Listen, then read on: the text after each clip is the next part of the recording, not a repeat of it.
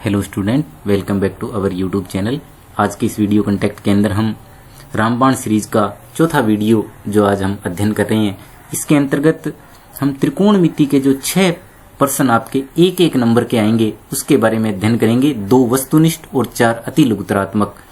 तो कमजोर से कमजोर और इंटेलिजेंट से इंटेलिजेंट बच्चा इस वीडियो को अवश्य देखे और निश्चित रूप से हम ये 6 नंबर लेने में कामयाब होंगे। तो बिना समय वेस्ट किए हम शुरू करते हैं। सबसे पहले हम देखेंगे पूरक कोणों के त्रिकोणमितीय अनुपात जो हमें दिखाई दे रहे हैं, जिसमें हम देखते ही आंसर दे सकते हैं साइन 18 बट्टे कोस 72। तो हमें पता है sine cos, tan cot, sec cosec, इनके अंदर ये पूरक कोण होते हैं। तो साइन 18 कोस 72 दोनों का आपको केवल योग देखना है। 90 दिखाई दे रहा है, इसका मतलब अगर बटे में संख्या है तो उत्तर आएगा हमारे पास 1। इसी प्रकार टेन 26 और कोट 64, और 26 और 64 कितने होते हैं? 90 होते हैं। केवल एक को हमें चेंज करना होता है। टेन 26 को हम लिख सकते हैं कोट 90 माइनस 26, यानी कोट 64 बन जाएगा। तो कोट 64 से कोट 64 कट जाएगा, उत्तर आ जाएगा 1। माइनस आ गया, किसी भी एक को बदल दो। कोस 48 को बदलोगे तो ये साइन 42 बन जाएगा, घटाएंगे 0 आ जाएगा। इसी प्रकार इसमें कोसेक 31 या सेक 59 में से एक को बदलो, दूसरा बन जाएगा, घटाओगे तो वही आ जाएगा, घटाने पर क्या आ जाएगा? 0। तो 100 बात की एक बात यह है कि अगर भाग में आपको दिखाई दे तो उत्तर देना है 1 और घटाओ में दिखाई दे तो उत्तर देना है 0। यानी इस तरह का प्रश्न घटाओ में हो तो 0 उत्तर आएगा, भाग में हो तो 1 उत्तर आएगा। वही बात इधर है, गुणा में हो तो भी क्या आएगा? 1 उत्तर आएगा, क्योंकि 2 चीजें आपस में कट जाएगी, उत्तर 1 आ जाएगा। यहां फिर देखो एक घटाव का निशान दिखाई दे रहा है, उत्तर क्या आ गया? 0 आ गया। थोड़ा सा ध्यान देने की बात है, भी अगर प्रश्न हमें इस तरह से आ जाए कि साइन 18 बट्टे कोस 72 और प्लस में फिर ये आ गया कि टेन 26 बट्टे कोट 64, तो हमें पता है भी उत्तर तो इसका 1 है और इसका भी 1 है। तो ये 1 और 1 जुड़ के फिर क्या बन जाएंगे? बीच में प्लस आ गया तो 2 बन जाएगा। तो थोड़ा सा दिमाग लगाने की आवश्यकता है। इसी प्रकार ये 1 नंबर का इंपॉर्टेंट क्वेश्चन यहां से भी बनता है। ये प्रश्न वाला 8.3 में भी अंतिम प्रश्न है इस तरह का, और ये उदाहरण नंबर 11 भी है। कोट 85 और कोस 75 को 0 और 45 के बीच के एक त्रिकोणमितीय अनुपात में बदलिए। यानी ये 85 और 75 ये क्या है कि 45 से बड़ी संख्याएं हैं, तो इनको कम में बदलना है। तो यानी कोट को हम क्या लिख सकते हैं? Ten 90 minus 85। तो टेन 90 माइनस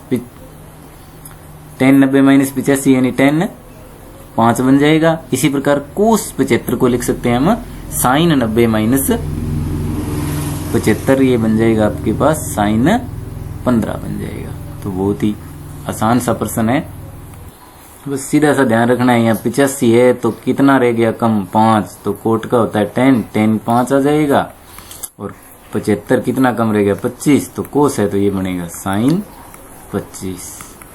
10 5 साइन 25। इसी प्रकार प्रश्नमाला ये 1 में आपके इंपोर्टेंट प्रश्न है कुछ। पहला प्रश्न आप देखिएगा, tan P minus cot R का मान ज्ञात करो। तो लाल बट्टे कक्का जो आसान सा सूत्र है, आप सभी को आता होगा, हम आशा करते हैं। तो यहां से हमें पता लग जाता है कि टेन है वो क्या होता है? आधार, लंब बट्टे आधार होता है। टेन बराबर क्या होता है? लंब बट्टे आधार। तो जब भी हमें लंब और आधार ज्ञात करना है तो उसके लिए हमें टेन ज्ञात करना है या कोट ज्ञात करना है तो आधार की आवश्यकता पड़ती है। तो कर्ण 13 है, इसको लंब मानते हैं 12, तो यहाँ आधार कितना हो जाएगा? 13 का स्क्वायर माइनस 12 का स्क्वायर 25। 25 का वर्गमूल करेंगे तो ये आ जाएगा 5। तो आपको तीनों भुजाएं तो त्रिभुज की ज्ञात करनी होगी। 2 जब दी हुई, तीसरी हम ज्ञात कर लेंगे। उसके बाद टेन पी, तो टेन पी यानी लंब बट्टे आधार। तो इस पी कोण के लिए लंब कौन सा है?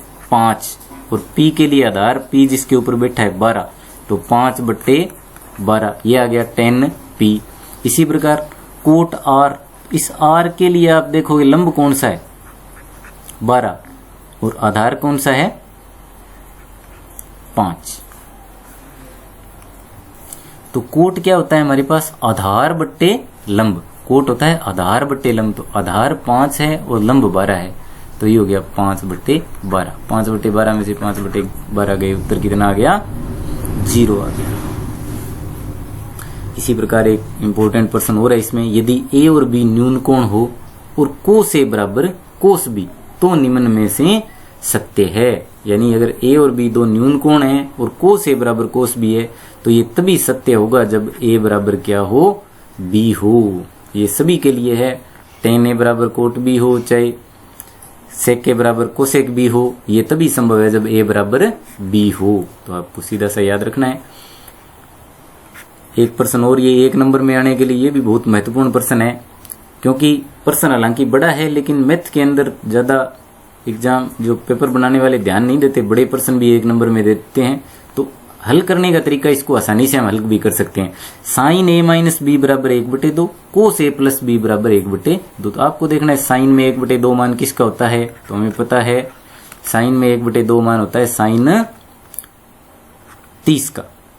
तो ये आ जाएगा साइन 30 डिग्री। साइन ए माइनस बी बराबर साइन 30, तो कट जाएगा उससे, साइन से साइन, तो ये बच जाएगा। इसी प्रकार इधर आपके पास क्या आ जाएगा?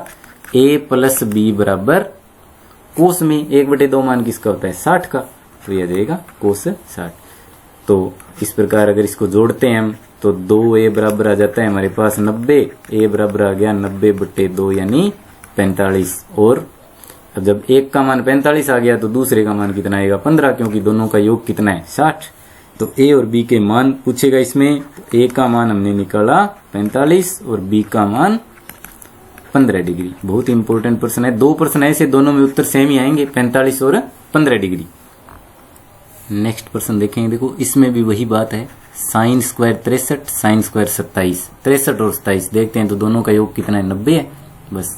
और भाग में है, गुणा में है, आपको बता दिया उत्तर कितना देना है आपको? 1, क्योंकि वही sine square theta plus cos square theta बन जाएगा, ये 1 होता है। इसी प्रकार नीचे भी sine square theta plus cos square theta 1, तो 1 आ गया। ये सीधा योग में है तो ये भी वही बन जाएगा sine square theta plus cos square theta, इसका मान भी कितना आ जाएगा? 1 आ जाएगा। तो बस 1 और 0 पे ज्यादा फोकस रखना है आपको। यहाँ थोड़ी सी चेंजिंग है, वो आप ध्यान रखेंगे। सेक स्क्वायर ए माइनस टेन स्क्वायर ए, क्योंकि 1 प्लस टेन स्क्वायर बराबर होता है सेक स्क्वायर ए। तो अगर हम पक्षांतरण करते हैं तो सेक स्क्वायर ए माइनस टेन स्क्वायर ए बराबर कितना आ जाएगा? 1 आ जाएगा। अब इसके गुणा में आप कुछ भी लगाते रहो वही उत्तर होगा। अगर यहाँ 9 गुणा में लगाते हो तो उत्तर 9 आ जाएगा। तो इसमें गुणा में क्या लगाया हुआ है? 9 लगाया हुआ है। 9 sec square minus 9 tan square बराबर 9। ये थोड़ा बड़ा प्रश्न है, 1 नंबर में आने के लिए नहीं है, लेकिन फिर भी अगर ध्यान नहीं दे बनाने वाला तो दे सकता है। थोड़े से कुछ प्रश्न आपको याद भी कर लें तो कोई दिक्कत नहीं है, क्योंकि बहुत बड़े नंबरों की प्रश्न वाला है। तो इसको जब हम हल करेंगे तो इस तरह की बातें बन जाएगी। 2 साइन थीटा कोस थीटा बटे में भी साइन थीटा कोस थीटा बन जाएगा। ये इससे कट कटा के क्या बन जाएगा हमारे पास? 2 इसका उत्तर आ जाएगा। इसको अगर हल करेंगे तो आपको पता है भी सबसे आसान मंत्र ये है इसको हल करने का कि हम साइन कोस में बदलते हैं। तो जैसे ही हम साइन कोस में बदल के हल करेंगे, ये भी 1 माइनस साइन 1 प्लस साइन बन जाएगा। ये 1 माइनस साइन है तो ये ऊपर आ जाएगा हमारे पास 1 माइनस साइन स्क्वायर थीटा बटे में बन जाएगा 10 है तो ये साइन बटे कोस होगा, यानी कोस बन जाएगा। तो ये ऊपर आपके पास कोस स्क्वायर थीटा या ए बन जाएगा और नीचे है कोस थीटा। तो कोस से कोस 1 कट जाएगा, बचेगा हमारे पास 1 कोस बच जाएगा। ए एंगल है तो ए आ जाएगा, थीटा है तो थीटा आ जाएगा। इसमें आपके पास आ जाएगा कोस ए। 1 प्लस टेन स्क्वायर हम जानते हैं क्या होता है? Sec square. ए है तो ए। 1 प्लस कोट स्क्वायर क्या होता है? Cosec square. कोसेक स्क्वायर ऊपर जाएगा क्या बन जाएगा? Sine square. सेक स्क्वायर नीचे आएगा क्या बन जाएगा? Cos square. तो साइन बटे कोस क्या होता है? टेन स्क्वायर है तो क्या आ जाएगा? टेन स्क्वायर है।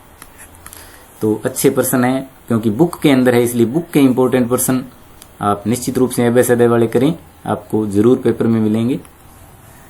ये प्रश्न भी आपको थोड़े थोड़े हल करने वाले प्रश्न है, ये याद भी रख सकते हो आप। बड़ी क्लासों में अगर जाएं तो हम ये हमारे पास फॉर्मूले हैं सीधे के सीधे 2 tan theta plus 1 plus tan square theta. तो इनको आपको 1 नंबर में अगर प्रश्न आता है तो ज्यादा हल करने की आपको आवश्यकता है नहीं, आप डायरेक्ट आंसर भी याद रख सकते हैं इनका। 2 tan 30 + 1 + tan स्क्वायर 30 है, तो उसका आंसर आ जाएगा आपके पास sin 30 डिग्री। और यहीं आपके पास निशान अगर माइनस का आ गया तो आपके पास आंसर आ जाएगा tan 60 डिग्री। बाकी आप 30 और 60 के मान रख के हल भी कर सकते हो। ये मान तो आपको याद ही रखने हैं, चाहे आपको सारणी बनानी आए चाहे नहीं आए, कि tan 30 का मान 1/√3 और tan 60 का मान ओनली √3। ये तो कंठस्थ होने चाहिए मान। tan 45 का मान 1 और पूरे साइन के मान, ये 5-7 मान आपको याद होने चाहिए। तो 1 - 1 0, 1 + 1 0 बटे कुछ भी हो, उत्तर क्या आ जाएगा 0 आ जाएगा। 1 - tan स्क्वायर इस प्रश्न में।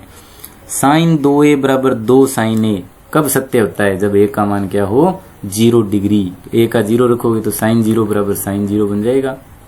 तो पहला ऑप्शन हो जाएगा इसके अंदर। ये दोनों प्रश्न हमने हल कर ही लिए। बहुत ही इंपॉर्टेंट प्रश्न है। आपको 3 प्रश्नों में से जहां तक मेरा आइडिया है 2 प्रश्न मिल जाएंगे, नहीं तो एक तो पक्का ही जाते ही आपको हल करना है। सबसे पहले पहला प्रश्न देखेंगे। 3 मीटर ऊंचे खंबे की परछाई की लंबाई 3 मीटर है तो सूर्य का उन्नयन कोण क्या होगा?